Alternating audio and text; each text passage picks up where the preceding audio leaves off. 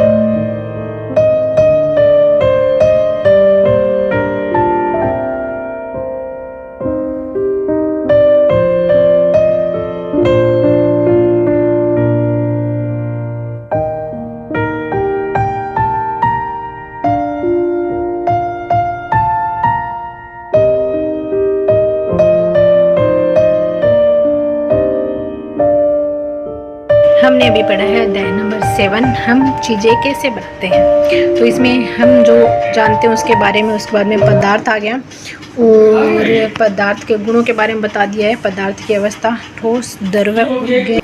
फिर तत्व के बारे में बताया गया है, यौगिक आ जाएंगे, मिश्रण, विलयन, निलंबन, कोलाइड, मिश्र धातु कौन कौन से उनके बारे में बताया गया, उनके संगठन और उनके क्या उपयोग है। उसके बाद में अम्ल व क्षार के बारे में, पदार्थों में रासायनिक व भौतिक परिवर्तन के बारे में बताया गया। पदार्थों का पृथक्करण आ जाएगा इसमें, और विभिन्न पदार्थों पृथक्करण की विधियां दे रखी है इसमें अलग अलग, कैसे ठोस को, द्रव को, दोनों के मिश्रण को किस किस चीज़ों कैसे अलग किया जाता है। चीज़ें जो हम करते हैं उसमें प्राथमिक क्रिया, द्वितीय क्रिया आ जाएगी, तृतीय क्रिया आ जाएगी। फिर कृषि के बारे में बताया हुआ है और स्थानांतरण कृषि होगी। इसमें उर्वरक प्रमुख फसल है, भारत की प्रमुख फसल है उसके बारे में बताया गया है, भारत के प्रमुख फल हैं उनके बारे में बताया गया है। और इसमें कृषि क्षेत्र और उन क्षेत्र दे रखा है, नाम दे रखा है। भारत के प्रमुख मसाले दे रखे हैं उनके बारे में बताया गया है। व्यवसाय के बारे में बताया गया है, कौन कौन विभिन्न प्रकार के व्यवसाय और उनको करने वाले लोगों को डिटेल दे रखे है। ये व्यवसाय तो ये काम होता है इसके अंदर। और फिर है खेल एवं खिलाड़ी का नाम दे रखा है, जो चीज़ें हम बनाते हैं उसमें पारस्परिक जो कलाएं हैं वो देख, कला और क्षेत्र आ जाएंगे। मधुबनी चित्रकारी, प्रमुख त्योहार दे रखे हैं, प्रचलित परिधान, फिर नृत्य दे देखें, भारत में प्रचलित नृत्य, भाषा,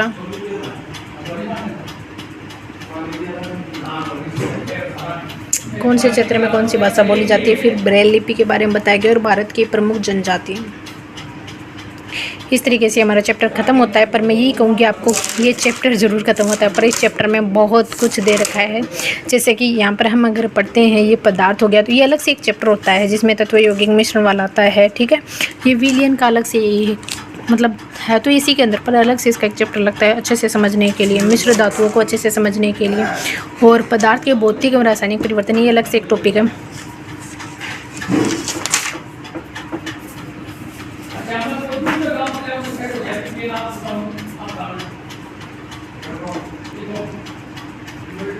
जिसमें ये वाला डाटा याद किया जाना जरूरी है। देखो ये वाला डाटा भी आपको याद करना होगा। ये सब कुछ याद करने के लिए, मतलब रटने के लिए आपको इनको याद रटना ही होगा।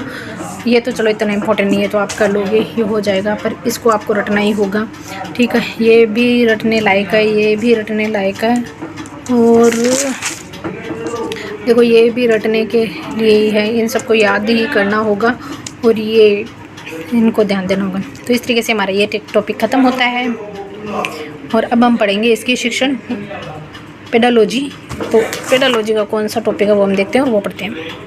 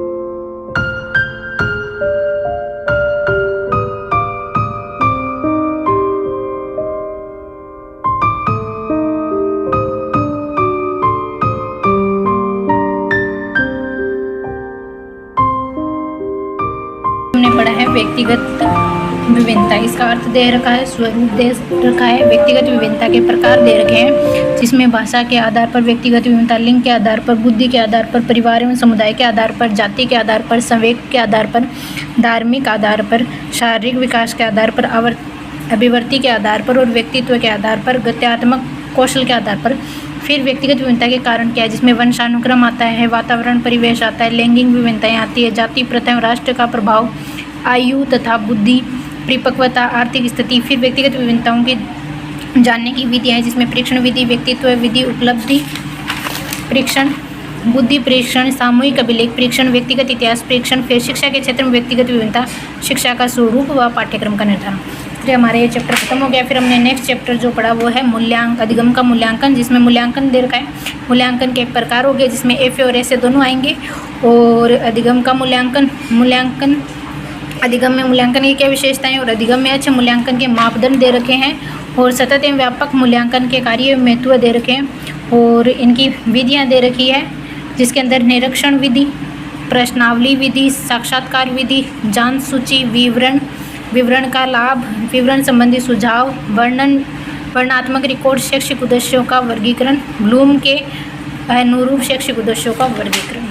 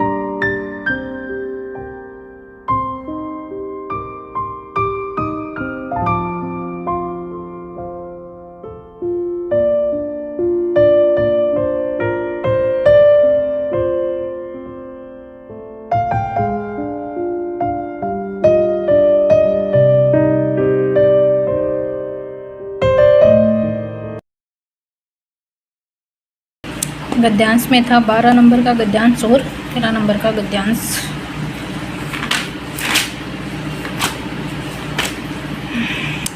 और शिक्षा शास्त्र में था शिक्षण सहायक सामग्री, टीचिंग एड्स, जिसमें शिक्षण सहायक सामग्री और शिक्षण सहायक सामग्री की परिभाषाएं थी। शिक्षण सहायक सामग्री का महत्व है, उद्देश्य, कार्य, शिक्षण सहायक सामग्री में प्रयोग करते समय ध्यान देने योग्य बातें, हिंदी भाषा शिक्षण एवं सहायक सामग्री के प्रकार आ गए, जिसमें प्रमुख सहायक सामग्री कौन सी है, रेडियो, ग्रामोफोन, लिंगवाफोन, टेप रिकॉर्डर, प्रमुख दृश्य सामग्री सामपट, सूचना पट, वास्तविक पदार्थ, नमूने, चित्र, मानचित्र, चार्ट, फ्लैनर बोर्ड आ जाएगा। संग्रहालय, प्रेक्षण, मुख चित्र, संवाद सामग्री, प्रमुख दृश्य, सर्वे सामग्री, चलचित्र तथा सिनेमा, टेलीविज़न, नाटक, फिर अन्य साहित्य सामग्री, भ्रमण, फ्लैश कार्ड, भाषा खेल और इनका भाषा शिक्षण में साहित्य सामग्री का महत्व है।